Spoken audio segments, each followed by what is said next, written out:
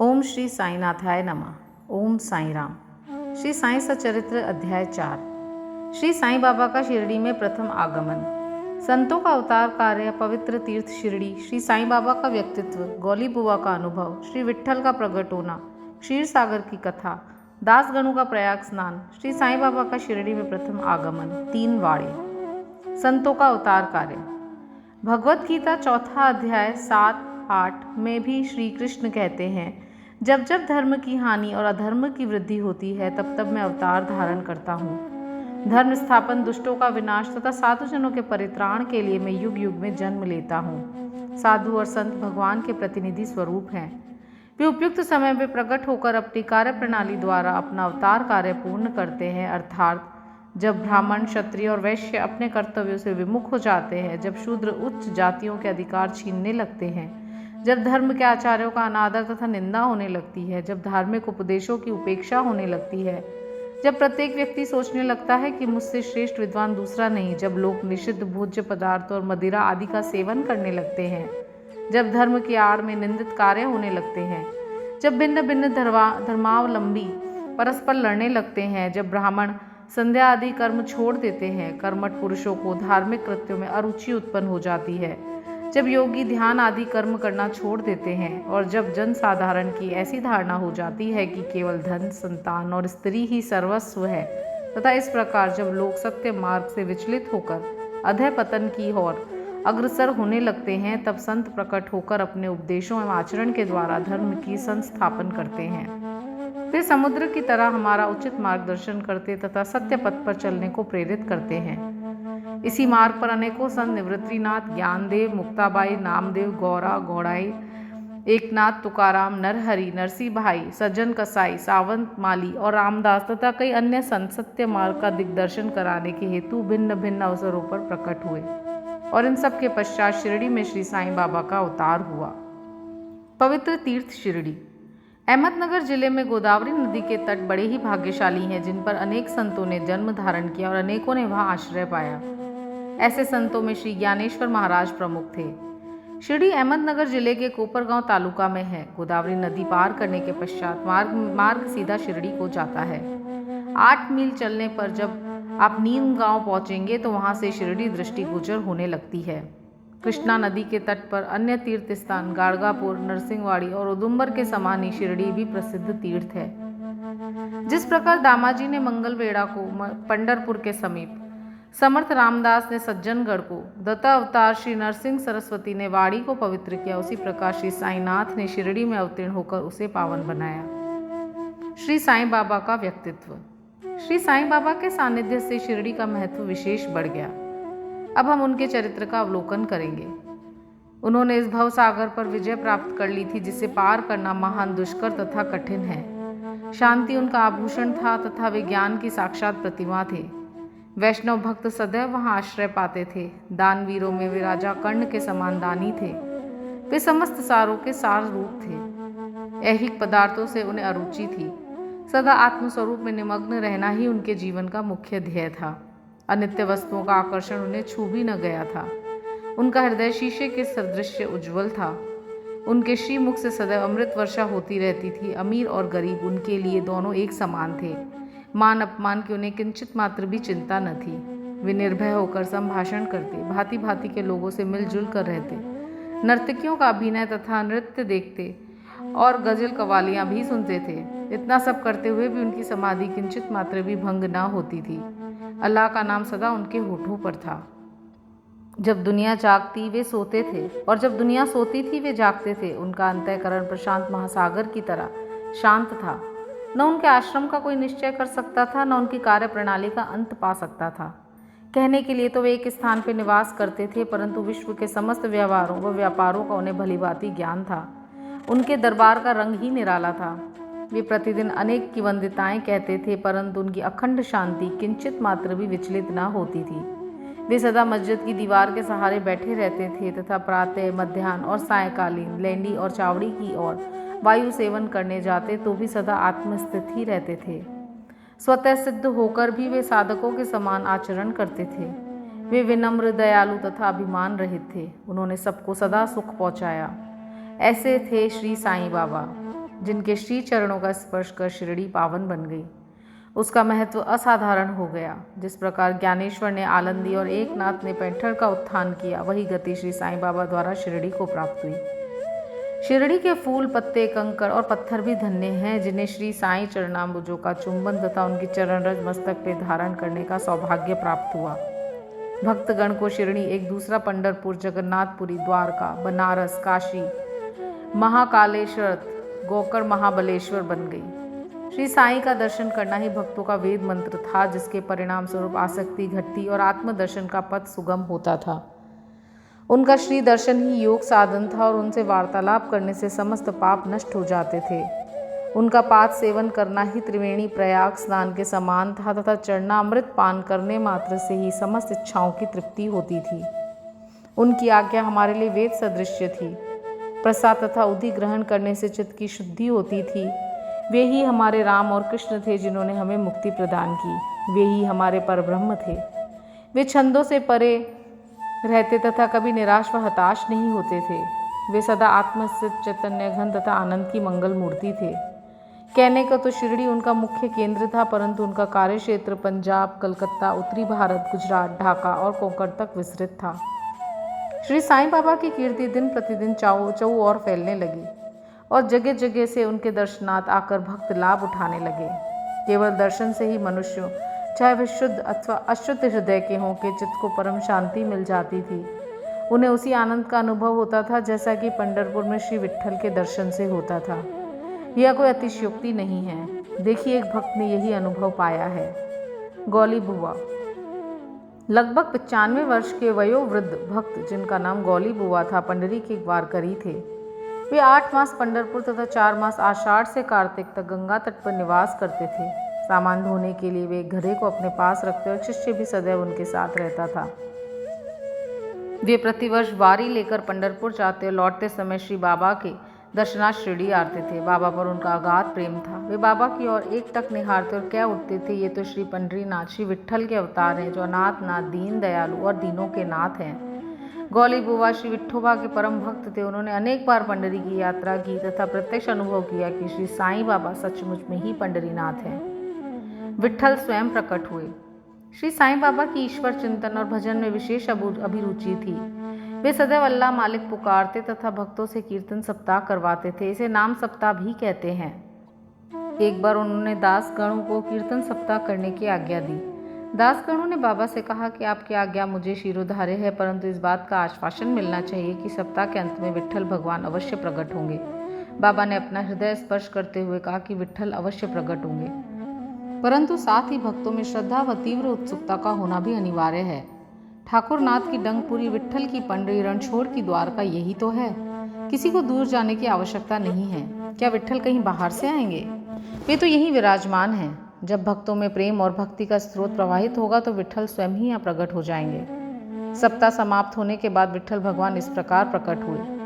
काका साहेब दीक्षित सदैव की भांति स्नान करने के पश्चात जब ध्यान करने बैठे तो उन्हें विट्ठल के दर्शन हुए। दोपहर के समय जब वे बाबा के दर्शनार्थ मस्जिद पहुंचे तो बाबा ने उनसे पूछा, क्यों विट्ठल पाटिल आए थे ना, क्या तुम्हें उनके दर्शन हुए? वे बहुत चंचल हैं, उनको दृढ़ता से पकड़ लो। यदि थोड़ी सी असावधानी की तो बचकर निकल जाएंगे। ये प्रातःकाल की घटना थी और दोपहर के समय उन्हें पुनः दर्शन हुए। उसी दिन एक चित्र बेचने वाला विट्ठोबा के 25 से 30 चित्र लेकर वहां बेचने को आया। यह चित्र ठीक वैसा ही था जैसा कि काका साहेब दीक्षित को ध्यान में दर्शन हुए थे। चित्र देखकर और बाबा के शब्दों का स्मरण कर काका साहेब को बड़ा विस्मय और प्रसन्नता हुई। उन्होंने एक चित्र सहर्ष खरीद लिया और उसे अपने देवघर में प्रतिष्ठित कर दिया। ठाणे के अवकाश प्राप्त महामंदार श्री बीवी देव ने अपने अनुसंधान के द्वारा प्रमाणित कर दिया है कि शिरडी पंढरपुर की परिधि में आती है। दक्षिण में पंढरपुर श्री कृष्ण का प्रसिद्ध स्थान है, अतः शिरडी ही द्वारका है। साईं लीला पत्रिका भाग 12 अंक 1, 2, 3 के अनुसार द्वारका की एक और व्याख्या सुनने में आई है कि कई नारायण अय्यर द्वारा लिखित भारतवर्ष का स्थायी इतिहास में स्कंद पुराण भाग 2 पृष्ठ 90 से उद्धृत की गई है। वह इस प्रकार है, चतुर्वर्णामपि वर्गाणाम यत्र द्वाराणि सर्वतः अतो द्वारावती इत्युक्ता विद्वद्भिस्तत्त्ववादिभिः। जो स्थान चारों वर्णों के लोगों को धर्म, अर्थ, काम और मोक्ष के लिए सुलभ हो, दार्शनिक लोग उसे द्वारका के नाम से पुकारते हैं।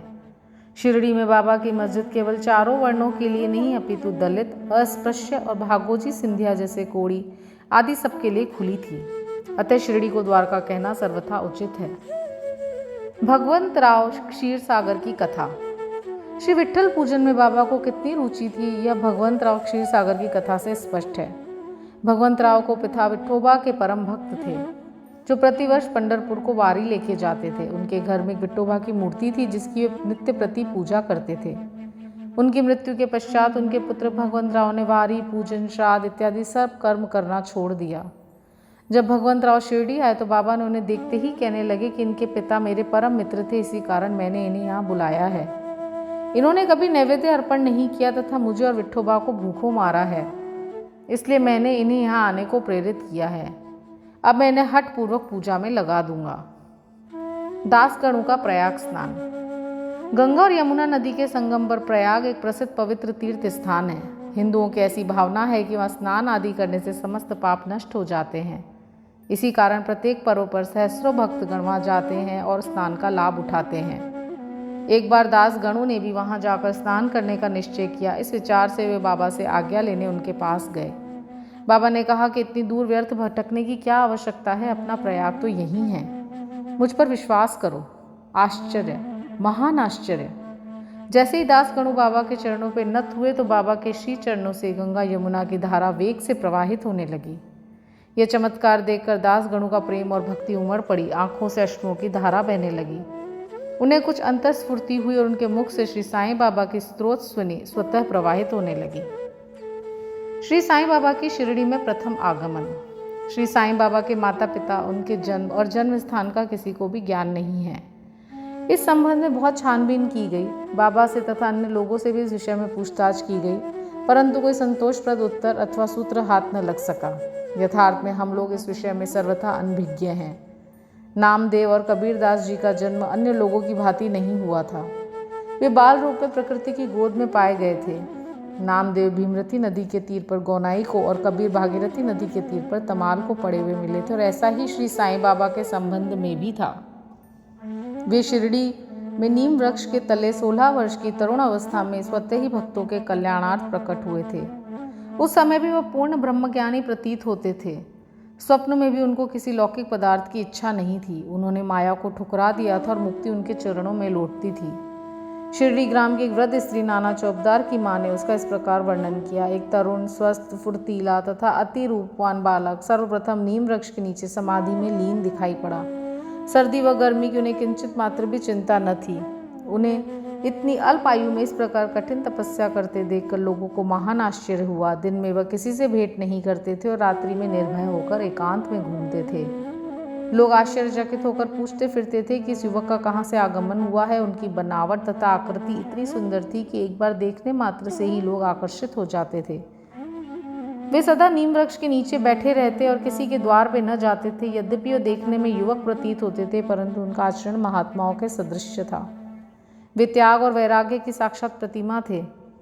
एक बार एक आश्चर्यजनक घटना हुई। एक भक्त को भगवान खंडोबा का संचार हुआ। लोगों ने शंका निवारणार्थ उनसे प्रश्न किया कि हे देव, कृपया बतलाइए कि ये किस भाग्यशाली पिता की संतान है और उनका कहाँ से आगमन हुआ है। भगवान खंडोबा ने कुदाली मंगवाई और एक निर्दिष्ट स्थान पर खोदने का संकेत दिया। जब वह स्थान पूर्ण रूप से खोदा गया तो वहाँ एक पत्थर के नीचे ईंटें पाई गई और पत्थर को हटाते एक द्वार दिखा जहाँ 4 दीप जल रहे थे। उन दरवाजों का मार्ग एक गुफा में जाता था जहाँ गौमुखी आकार की इमारत, लकड़ी के तख्ते, मालाएं इत्यादि दिखाई पड़ी। भगवान खंडोबा कहने लगे कि इस युवक ने इस स्थान पर 12 साल तपस्या की है। जब लोग युवक से प्रश्न करने लगे, परंतु उसने यह कहकर बात टाल दी कि यह मेरे श्री गुरुदेव की पवित्र भूमि है तथा मेरा पूज्य स्थान है, और लोगों से उस स्थान की भली भांति रक्षा करने की प्रार्थना की। तब लोगों ने उस दरवाजे को पूर्ववत बंद कर दिया। जिस प्रकार अश्वत्थ औदुंबर वृक्ष पवित्र माने जाते हैं, उसी प्रकार बाबा ने भी इस नीम वृक्ष को उतना ही पवित्र माना और प्रेम किया। मालसापति तथा शिरडी के अन्य भक्त स्थान को बाबा के गुरु का समाधि स्थान मानकर सदैव नमन किया करते थे। 3 वाड़े। नीम वृक्ष के आसपास की भूमि श्री हरि विनायक साठे ने मोल ली और स्थान पर एक विशाल भवन का निर्माण किया, जिसका नाम साठे वाड़े रखा गया। बाहर से आने वाले यात्रियों के लिए वह वाड़ा ही एकमात्र विश्राम स्थान था, जहाँ सदैव भीड़ रहा करती थी। नीम वृक्ष के नीचे चारों ओर चबूतरा बांधा गया। सीढ़ियों के नीचे दक्षिण की ओर एक छोटा सा मंदिर है जहाँ भक्त लोग चबूतरे के ऊपर उत्तराभिमुख होकर बैठते हैं। ऐसा विश्वास किया जाता है कि जो भक्त गुरुवार तथा शुक्रवार की संध्या को वहाँ धूप और अगरबत्ती आदि सुगंधित पदार्थ जलाते हैं वे ईश कृपा से सदैव सुखी होंगे। यह वाड़ा बहुत पुराना तथा जीर्ण शीर्ण स्थिति में था तथा इसके जीर्णोद्धार की नितांत आवश्यकता थी, जो संस्थान द्वारा पूर्ण कर दी गई। कुछ समय के पश्चात एक द्वितीय वाड़े का निर्माण हुआ जिसका नाम दीक्षित वाड़ा रखा गया। काका साहब दीक्षित कानूनी सलाहकार जब इंग्लैंड में थे तब वहाँ उन्हें किसी दुर्घटना से पैर में चोट आ गई। उन्होंने अनेक उपचार किए परंतु पैर अच्छा न हो सका। नाना साहब चांदोरकर ने उन्हें बाबा की कृपा प्राप्त करने का परामर्श दिया, इसलिए उन्होंने सन 1909 में बाबा के दर्शन किए। उन्होंने बाबा से पैर के बदले अपने मन की पंगुता दूर करने की प्रार्थना की। बाबा के दर्शनों से उन्हें इतना सुख प्राप्त हुआ कि उन्हें स्थायी रूप से शिरडी में रहना स्वीकार कर लिया और इसी कारण उन्होंने अपने तथा भक्तों के हेतु एक वाड़े का निर्माण कराया। इस भवन का शिलान्यास सन 9 दिसंबर 1910 को किया गया। उसी दिन अन्य 2 विशेष घटनाएं घटित हुई।